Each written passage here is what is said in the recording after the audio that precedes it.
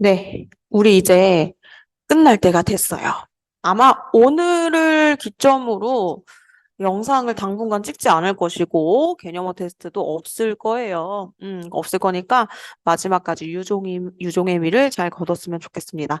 자, 우리 지난 시간부터 계속 뭘 배웠는지 기억나시죠? 소설입니다. 소설인데, 소설하면 서술자를 빼놓을 수가 없잖아요. 자, 그래서 서술자와 관련된 중요한 개념들만 콕콕 집어 설명해 드릴게요. 자, 서술자가 누구지? 근데 얘들아? 서술자는 소설에서 누구 대신 우리한테 말하는 사람? 작가. 소설가를 대신해서 우리한테 모든 이야기를 전달해주는 사람. 그 사람이 누구라고요? 서술자라고요. 그러니까 제가 누누이 말하잖아요. 그 소설에서 우리는요, 서술자 없이는 단 한 글자도 전달받을 수가 없다. 서술자가 없으면 단 한 글자도 우리는 소설을 이해할 수가 없게 됩니다. 왜냐하면 서술자가 이 사건의 모든 것을 우리 독자들한테 알려주기 때문이죠. 자, 그래서 서술자와 관련된 뭐 몇 줄짜리 설명이 지금 나와 있는데요. 좀 중요한 말, 본인이 좀 이제 이해가 되는 말에 밑줄을 좀 치면서 갈까요? 그쵸? 시인이 시 속의 화자를 만들어서 대신 노래하게 하듯이 마찬가지입니다. 소설가도요, 소설 속에 자기를 대신할 사람을 만들어요. 그게 바로 누구냐면 서술자예요. 아시겠어요? 자, 그래서 소설 속 이야기의 전달자로서 작가가 만들어낸 거니까 가짜 대리인, 허구적 대리인이라고 말할 수 있습니다. 자, 소설가랑 비슷한 존재일 수도 있지만 완전히 다른 인물일 수도 있어요. 그리고 작품에 직접 등장할 수도 있겠지만 작품 밖에서 이야기만 할 수도 있습니다. 아시겠어요? 자, 어쨌든 서술자의 주 임무가 뭐라고? 내용을 독자한테 뭐 하는 거? 전달하는 거. 자, 근데 서술자도 사람인 이상 객관적일 수는 없습니다. 아시겠죠? 자, 그래서 그가 전달하는 이야기 속에는 서술자의 주관이 개입될 수밖에 없다. 자, 그래서 서술자가 무슨 시점인지, 어떤 태도를 보이는지에 따라 이야기의 서술 방향이 굉장히 크게 바뀌어요. 그러니까 중요한 건 뭐야? 서술자를 우리가 잘 이해하고 읽어야 된다는 소리인 거예요. 됐어요? 자, 그러면 서술자가 어느 위치에서 이야기를 전달하느냐? 다시 서술자가 어느 위치에서 사건을 보고 우리한테 이야기를 전달하느냐에 따라서 뭐가 달라진다? 얘들아? 시점이라는 게 달라지는 거다. 아시겠어요? 즉, 소설 속에 서술자가 있어. 다시 말해볼까? 소설 속에 서술자가 위치하고 있어. 직접 나라고 자기 자신을 밝히면서 서술을 해. 그러면 이건 1인칭 시점이겠죠? 근데 소설 속에 서술자가 없어. 다시 말해서 소설 속에 인물이 아니야, 서술자가. 작품 바깥에서 이야기를 전달하고 있어. 그러면 작품 바깥에서 작품 속에 있는 사람들을 그들이라고 3인칭으로 부르면서 전달할 거 아니에요. 그래서 그렇게 작품 밖에 있을 경우는 3인칭 시점이라고 말을 합니다. 자, 다시 이해할 수 있어요? 시점이 뭐예요? 서술자가 어느 위치에서 이야기를 독자한테 전달하는지 그게 시점이라고요. 근데 위치는 딱 두 개밖에 없단 말이야. 뭐와 뭐? 소설 속 위치 하면 1인칭 시점. 소설 바깥의 위치에서 모든 걸 알려주려고 한다. 3인칭 시점이겠죠. 그래서 1인칭, 3인칭밖에 없어요. 자, 그럼 이제 1인칭 시점부터 조금 보도록 할까요? 1인칭 시점, 소설 어디에 있다? 안에 위치하고 있다. 그래서 작품 속 인물인 나가 이야기를 전달해 줍니다. 아시겠어요? 나라는 인물이 나와요. 꼭 몇 인칭 시점엔? 무조건 1인칭 시점에 나가 나와요. 그래서 나가 보고 느끼고 행동한 모든 것들, 그런 것들을 서술합니다. 내가 아는 거 얘기해 주고요. 내가 본 거 얘기해 주고 그러는 게 1인칭 시점이에요. 됐어요? 자, 그래서 내가 스스로 겪은 것은 직접 정확하게 서술이 되겠고, 내가 겪지 않은 타인의 생각이나 심리 성격은 당연히 신이 아닌데 이걸 어떻게 정확하게 직접 말해줄 수 있겠습니까? 저 이외의 인물은 간접적으로 서술이 되겠죠. 자, 근데 중요한 건요. 서술자가 나라고 꼭 주인공일 거라는 고정관념은 버리세요. 서술자가 나이지만 주인공일 수도 있고 주인공 옆에 좀 이렇게 친구라든지 부차적 인물일 수 있어요. 서브 인물. 자, 그럼 주인공 시점부터 한번 확인해 볼까요? 여러분, 포인트. 어떤 식으로 공부를 해야 되냐면은 1인칭 주인공 시점 이렇게 공부하는 게 아니고 1인칭 주인공 시점의 특징, 장점이나 단점 이런 것들을 포인트로 팍팍팍 공부하셔야 돼요. 자, 일단 1인칭 주인공 시점이 뭐야? 작품 소개 나가 나오는데 1인칭 나가 나오는데 그 나가 주인공이자 서술자인 경우 이럴 때 1인칭 주인공 시점이라고 한다고. 그러니까 내가 소설의 첫 장부터 마지막 장까지 내 얘기를 우리 독자들한테 말해준다. 당연히 1인칭 주인공 시점이겠죠. 누구의 심리를 묘사할 때 가장 적합한 시점일까요? 여러분이 소설가예요. 소설가인데 이 주인공의 심리를 독자들한테 되게 상세하게 전달하고 싶어. 그럼 무슨 시점 써야 돼? 자기가 보고 겪고 느낀 거를 다 상세하게 풀어줄 수 있는 그쵸? 1인칭 주인공 시점을 써야 되겠죠. 자, 그래서 인물의 심리 묘사에 적합한 시점이에요. 자, 그러면 여러분, 우리 독자 입장에서도 말입니다. 자기의 은밀한 내면 속 생각이라든지 고민, 여러 가지 세상에 대한 생각, 이런 것들을 거리낌 없이 말해주는 요 시점을 만나면 독자도 베프가 나한테 고민을 털어놓는 그런 느낌이 들기 때문에 그 어느 시점보다 서술자를 친근하게 여길 수가 있어요. 알겠어요? 거리감이라는 개념으로 다시 생각해 볼까? 거리감을 느낄까? 잘 안 느끼겠죠. 거리감 없게 친근감을 여기면서 아마 서술자를 바라보지 않겠습니까? 자, 그래서 여기 보세요. 나의 이야기를 독자한테 전달하기 때문에 서술자와 인물, 독자와 서술자 사이의 거리가 가까워. 그래서 독자는 이 서술자를 만나면 신뢰하게 되고 친근감을 느껴요. 그래서 장점이 있다면 뭐다? 독자는 신뢰감이랑 친근감을 서술자한테 느낀다. 하지만 긴장하자 단점도 있어요. 주인공의 주관적인 생각이나 판단이 그대로 전달되거든요. 독자한테. 그러니까 독자가 뭐라 상상할 여지가 없어요. 그냥 주는 대로 받아 먹어야 돼. 그리고 객관적이지는 않아요. 이게 그런 말이에요. 객관적이진 않다.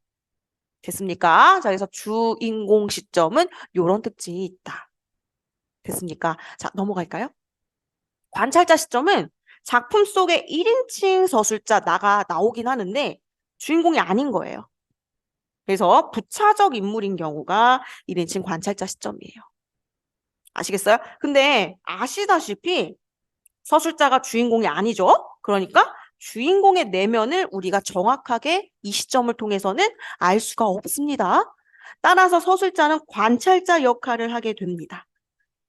아시겠죠? 그러니까 마음이나 머릿속 생각은요, 관찰이 안 된단 말이야. 그래서 주인공의 속마음을 정확하게 우리가 전달받을 수는 없어요. 그러니까 1인칭 주인공 시점보다는 좀 더 객관적으로 주인공을 바라볼 수 있는 그런 여지가 있다라는 말이 써 있는 겁니다. 그렇죠. 1인칭 주인공 시점은 내가 생각하는 걸 독자한테 바로 말하니까 주관적이죠, 굉장히. 근데 그래도 1인칭 관찰자 시점이니까 그나마 1인칭 주인공 시점보다는 주인공을 좀 더 남이 바라보는 거잖아요. 관찰하는 게. 객관적으로 좀 바라볼 수 있는 가능성이 있다. 그리고 특징이자 장점. 주인공의 내면이 드러나 안 드러나? 숨겨져. 그러니까 주인공은 지금 무슨 생각을 할까? 잘 모르죠. 그래서 긴장감, 신비로움, 뭐 다른 말로 경이감 이런 것들을 줄 수가 있다. 하지만 관찰한다는 게요. 그렇게 많은 걸 관찰할 수가 없어요. 그래서 제한적이고 관찰의 범위가. 그다음에 서술자가 할 수 있는 역할이 뭐 해설해 주는 거밖에 없어요. 축구 해설하듯이. 맞네. 축구도 관찰한 것을 해설하시는 게 해설자의 역할이잖아요. 그것처럼 그냥 그 정도밖에 못하는 거야. 그래서 약간 한계가 있다. 서술의 범위가 한정적이다. 뭐 이런 특징이 있습니다. 자, 그 다음에 믿을 수 없는 화자라는 거 있는데 요 뭐랄까 제목 좀 아셔야 돼요. 가끔 나옵니다. 자, 화자 중에 1인칭 관찰자 시점에서 나오는 용어인데 다시 1인칭 관찰자 시점 중에서 어떤 관찰자가 있다고? 믿을 수 없는 관찰자. 다른 말로 신뢰할 수 없는 관찰자가 있단 말이야. 일부러 이런 신뢰하기 어려운 사람을 관찰자, 즉 서술자로 이렇게 쓸 때가 있어요. 한번 읽어볼까요? 볼게요. 1인칭 관찰자 시점 중에서 주인공을 관찰하면서 서술자가 서술을 하긴 해요. 그치만 조금 미성숙한 서술자야. 어린애가 서술자라든지 좀 바보 같아. 무지한 사람이라든지. 그래서 우리 독자들한테요. 정확하지 않은 정보를 자꾸 주는 서술자가 있어요. 그러니까 보통 순진하거나 어린아이가 서술자로 설정됐을 때 이런 말들을 쓰는 거죠. 믿을 수 없는 화자가 지금 나왔다. 신빙성 없는 서술자가 나왔다. 알겠어요? 즉 화자가 하는 말을 우리가 곧이곧대로 믿을 수가 있다 없다? 없다. 그러니까 신뢰할 수 있는 수준이 안 돼요. 안 되지만 자 독자가 더 똑똑하기 때문에요. 독자는 충분히 상황을 똑똑하게 해석해낼 수가 있어요. 오히려 미성숙한 사람을 이렇게 서술자로 써서 주제를 드러내는 걸 더 효과적으로 드러낼 때가 있어요. 아시겠습니까? 자, 그래서 요 사랑 손님과 어머니라는 되게 유명한 소설이 있거든. 여기도 서술자가 오키라는 아이예요. 여자아이. 어린아이의 입장에서 서술을 하니까 조금 어떨까? 제대로 사건을 잘 못 보죠. 그죠? 예를 들면 이런 거야. 사랑 손님은 돌아가신 아버지의 친구고 어머니는 당연히 오키의 엄마겠죠.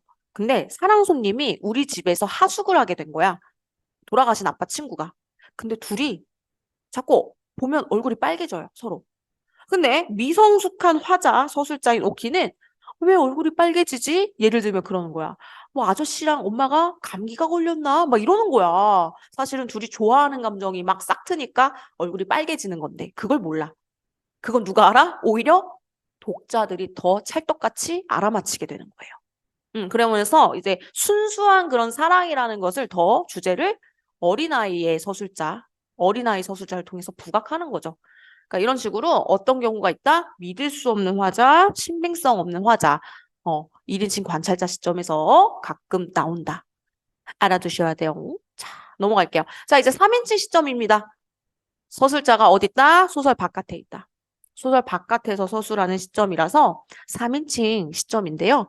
그래서 인물들을 그는, 그녀는, 그들은 이렇게 3인칭으로 부르겠죠? 소설 밖에 있으니까 그래서 3인칭 시점이라고 하는 겁니다. 자, 근데 얘도 마찬가지로 아실 거예요. 전지적 작가랑 3인칭 관찰자 시점으로 나눠진다는 거. 자, 전지적 작가 먼저 빨리 들어가 볼까요? 서술자가 마치 신처럼 모든 걸 알고 전지전능한 신처럼 그래서 전지가 나온 거 아니니 전지전능한 신처럼 모든 걸 다 알고 알려주는 시점이 전지적 작가 시점이에요. 자, 그래서 당연히 심리, 속마음, 동기, 감정 다 알려줄 수 있고요. 어쩌다 이런 사건이 펼쳐졌는지 사건의 전모까지도 막 알려줄 수 있어요. 아시겠어요? 자, 그래서 조금 있다가 나올 얘기긴 한데 한 번만 듣고 가자고요. 서술자가 인물의 모든 속마음을 관심 있게 보고 있고 알고 있기 때문에 서술자와 등장인물 사이의 거리는 좀 좁고요. 친밀감이 있고요. 서술자는 인물의 생각이나 느낌을 모두 말할 수 있는 그런 자유를 누리게 됩니다. 근데 이러면 뭐 마냥 좋을 것 같아요? 독자 입장에서 상상하는 맛이 없죠. 어떻게 보면. 상상할 필요가 없이 서술자가 모든 걸 다 알려주니까 독자는 상상할 필요가 없어진다는 단점도 있습니다. 아시겠어요? 자, 근데 이 중에서 요것 좀 알아두세요. 전지적 작가 시점에서 요 얘기까지는 꼭 알아두셔야 됩니다. 알아두라고 몇 번을 말하는 이유 아시겠죠? 진짜 중요하니까. 자, 볼게요. 전지적 작가 시점에서 서술자는요, 아주 공공연하게 작품 속에 갑자기 튀어나와서 어이 독자들 안녕 나 서술자인데 말이야 나 이 인물에 대해서 이렇게 생각해. 야, 이 인물 효심이 되게 깊지 않냐? 야, 슬프지 않냐, 독자들아? 이런 식으로 작품에서 갑자기 튀어나와가지고, 즉, 개입해가지고 인물을 평가한다든지, 내 판단, 내 생각을 그냥 우리 독자한테 다이렉트로 전달하려고 할 때가 있어요. 그걸 말 그대로 서술자가 작품에 갑자기 튀어나와서 개입하고 있다. 서술자의 개입이라고 해요. 그러니까 작품에 방해가 돼서 보통은 서술자가 자기 존재를 감추는 편일 텐데 오히려 이 서술자는 반대인 거야. 작품 읽다가 서술해주다가 있잖아. 이 타임에서 잠깐 내가 한마디만 할게. 여기서 이 주인공이 물에 빠지거든? 너무 불쌍하지 않냐? 독자들아? 이런 식으로 자기 목소리를 작품 중간에 막 내는 거. 이게 서술자의 개입이에요. 그래서 자신의 평가를 막 작품 속에 직접 남기거나 뭐 그런다는 거죠. 그래서 고전 소설에서 흔히 나타나는 편집자적 논평 진짜 많이 나오거든요. 이 편집자적 논평도 서술자의 개입의 일부입니다. 편집자적 논평은 서술자 개입의 일부예요. 그래서 둘이 관련성이 엄청 높은 말이라는 걸 일단 아세요. 아시겠어요? 즉, 서술자의 개입이라는 거 안에 일부가 뭐다? 편집자적 논평이 그 서술자의 개입 아래에 한 일부다 들어있다. 알아두시면 되겠습니다. 자, 넘어갈게요. 제한적 전지적 작가 시점은 뭐냐 또. 제한이란 말이 좀 붙었죠. 중요해요. 고등학교 갈 거면 그리고 고등학교 과정을 잘 마치려면 알아두세요. 제한적 전지적 작가 시점은 뭐냐면 일단 전지적 작가 시점인 겁니다. 그러니까 뭐 할 수 있어? 전지전능하게 모든 인물의 속마음을 다 말해줄 수 있어. 원래는. 모든 인물의 생각, 마음속의 어떤 이제 감정들 다 말해줄 수 있거든. 전지적 작가니까. 근데 일부러라도 모든 인물의 생각과 마음을 말해주진 않고 특정 인물에 대한 마음, 생각을 말해주는 거예요. 그러니까 아무튼 타인에 대한 마음속 생각, 감정을 말해주는 거니까 전지전능한 신과 같은 건 맞죠. 전지적 작가 시점인 건 맞아요. 근데 그 자신의 그 전지전능한 특성을 모든 인물한테 적용하는 게 아니고 특정 인물에 대해서만 이제 생각이나 뭐 감정 같은 거를 말해주는 거죠. 아시겠죠? 이거 주로 현대소설에서 진짜 많이 나와요. 아시겠어요?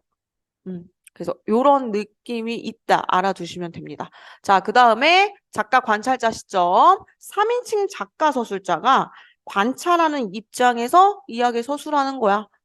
아까 1인칭 관찰자 시점도 있던 것처럼 작품 밖에서 관찰하면 그냥 그건 3인칭 관찰자 시점이라고 하는 거죠. 굉장히 객관적일 수밖에 없죠.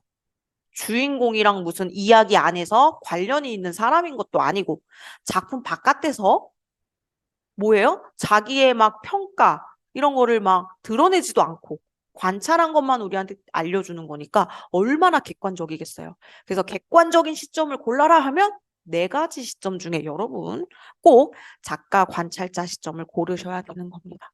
가장 객관적인 시점은 작가 관찰자 시점이거든요. 아시겠죠?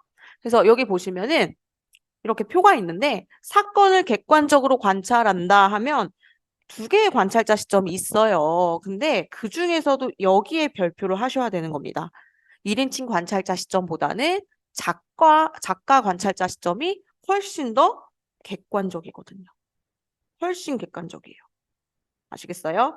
주관적으로 뭔가를 시점을 골라봐라 하면은 그냥 둘 다 고르시면 돼요. 전지적 작가 시점도 주관적인 게 많고 1인칭 주인공 시점도 자기가 자기 생각, 자기 얘기 하는 거라 주관적이거든요. 아시겠죠? 오케이. 자, 그래서 여기까지 해서 시점과 관련된 얘기 했고 거리 얘기는 제가 이것 때문에 영상 안 찍을까 하다가 찍은 거거든요. 거리가 조금 중요한 얘기라서. 그래서 요 표만 좀 보고 이야기를 마치면 될 것 같아요. 자, 잠시만 좀 잠깐 끊었다가 올게요. 네, 여러분. 거리 얘기를 이제 들어가야 되는데, 거리 얘기가 이 서술자, 시점 관련해서 가장 공부할 게 좀 까다롭다 해야 되나? 사실상 까다롭지는 않은데요. 나왔다면은 이제 공부가 제대로 안 돼 있을 경우에 완전 이제, 낚이죠. 거리를 잘 공부하셔야 돼요. 아래에 있는 거는 한 번씩 확인을 반드시 하세요. 꼭꼭꼭 반드시 하시고, 저는 이 얘기가 정리되어 있는 요 뒤에 있는 표, 152쪽이죠? 뒤에 있는 표 가지고 이야기를 해보려고 합니다. 자, 지금 각각의 네 가지 시점이 이렇게 써 있고, 아래로 뭐가 써 있냐면 서술자와 인물 사이의 거리, 서술자와 독자의 거리, 인물과 독자의 사이의 거리 이렇게 써 있죠? 그러니까 한마디로 거리 얘기할 때는 세 가지 존재를 기억해야 된다는 거예요. 누구 누구 누구? 서술자. 그 다음에 독자. 그 다음에 작품 속 인물. 요렇게 세 삼각관계에 대해서 관계를 좀 잘 이해를 해야 한다는 거거든요. 그래서 요거를 같이 이해해 보도록 하려고요. 자, 일단 뭐부터 따져보는 게 좋냐면 서술자와 독자의 거리부터 따져보는 게 좀 편해요. 여러분, 독자는 어떤 서술자한테 거리감을 느낄까요? 즉, 멀게 느낄까요? 불친절한 서술자를 만나면 왜 이렇게 불친절해? 왜 이렇게 정보를 상세하게 안 알려줘? 이러면서 독자들은 서술자를 멀리하겠죠. 거리를 느끼겠죠. 근데 반대로 뭐랄까 친절한 서술자를 만나면은 왜 이렇게 다 잘 알려주는 거야? 모든 걸 다 잘 알려주네? 완전 친절 이러면서 거리감을 느끼지 않겠죠? 요게 기본이에요. 기본 원리. 그러면 그거 가지고 보는 거야. 자, 각각의 시점을 서술자와 독자의 거리. 요거 먼저 따져볼까요? 자기가 자기 얘기를 다 미주알 고주알 얘기해주는 1인칭 주인공 시점. 모두 얘기해주니까 둘 사이의 거리는 제일 가깝죠. 음. 그리고 또 누가 가까울까? 엄청나게 모든 것을 다 알려주는 시점이 있었잖아. 전지적 작가 시점이 가깝겠죠? 그쵸? 서술자가 모든 걸 다 이야기해 주니까 이 두 가지 시점은 가깝습니다. 어쨌든 뭐가 더 가까운지 몰라도 둘 다 가깝다는 아셔야 된다고요. 근데 1인칭 관찰자나 작가 관찰자는 관찰된 외부의 어떤 정보만 주는 거니까 속마음을 이렇게 알려줄 순 없으니까 둘 다 어때요? 멀다가 찍히는 거죠. 됐어요? 자, 그러면 여기의 관계를 잘 봐요, 이제. 독자와 인물의 관계. 얘들아, 기본적으로는 서술자가 모든 걸 다 알려주면 등장인물한테는 별로 관심이 없어요, 독자는. 왜? 서술자가 해주는 말만 귀 쫑긋하고 들으면 되니까 그 주인공을 포함한 인물들한테 다가가가지고 친한 척할 필요가 독자는 없다고요. 그러니까 얘랑 얘가 서로 좀 반대되는 건 거 아시겠죠, 관계가. 자, 그러면은 인물과 독자 사이의 거리 볼게요. 자, 이때 지금 요 1인칭 주인공은 주의해야 되는데 여기 멀다라고 써있죠. 멀다. 이건 뭐냐면 주인공이 자기 주변에 다른 등장인물들, 뭐 예를 들어 주인공이 누구 할까요? 차은우야, 차은우. 그러면은 차은우가 자기 얘기 엄청 하면서 자기 말고도 다른 주변 인물들에 대해서도 독자들한테 얘기를 하겠죠. 매니저가 어떻고 다른 멤버들이 어떻고. 그쵸? 그러면은 차은우 통해서 이 서술자 통해서 매니저나 다른 멤버들의 얘기 들으면 되니까 독자들은 다른 인물한테 다가갈 필요는 없죠. 멀다. 그래서 멀다고. 단 주인공. 주인공도 인물이잖아. 인물과는 가깝죠. 주인공 인물한테서 다 전해 듣는 거니까 차은우하고는 되게 귀 쫑긋하고 들어야 되니까 가깝지. 그러니까 주인공이란 인물하고는 가깝고 주인공 이외의 인물들하고는 멀다라고 생각하시면 됩니다. 됐죠? 자, 그 다음에 넘어가서 여기 전지적 작가 시점 먼저 보세요.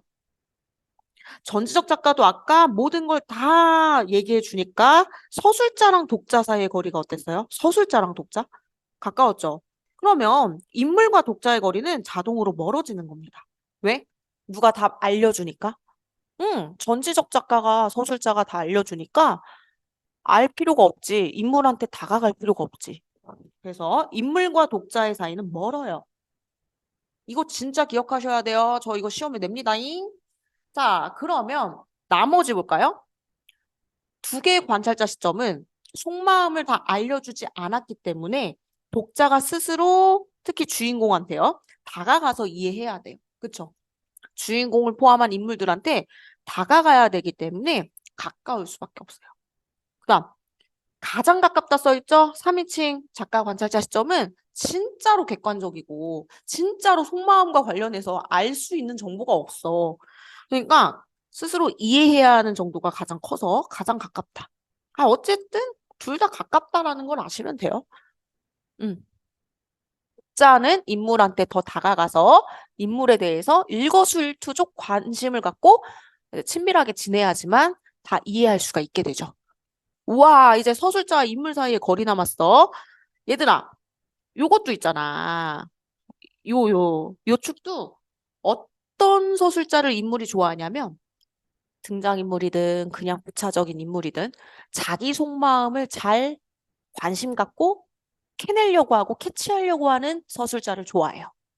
그리고 내 마음에 무관심할수록 거리감을 느껴요. 인물들도. 그렇기 때문에 여러분, 관찰자 시점은 속마음에 서술자가 관심을 갖지 않았어요. 그쵸?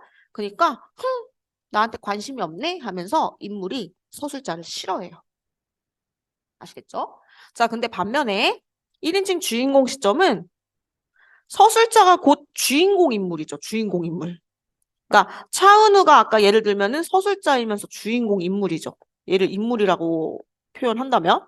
그러니까 내가 곧 서술자이고 주인공이니까 둘 사이의 거리는 없는 거지.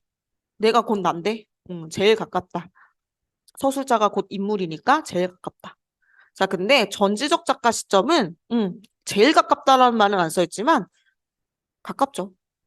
왜냐하면 서술자가 모든 속마음을 다 알려고 하는 전지적인 서술자이기 때문에 등장인물은 내 속마음에도 관심을 가져주네, 고맙네 하고 가깝게 여겨요.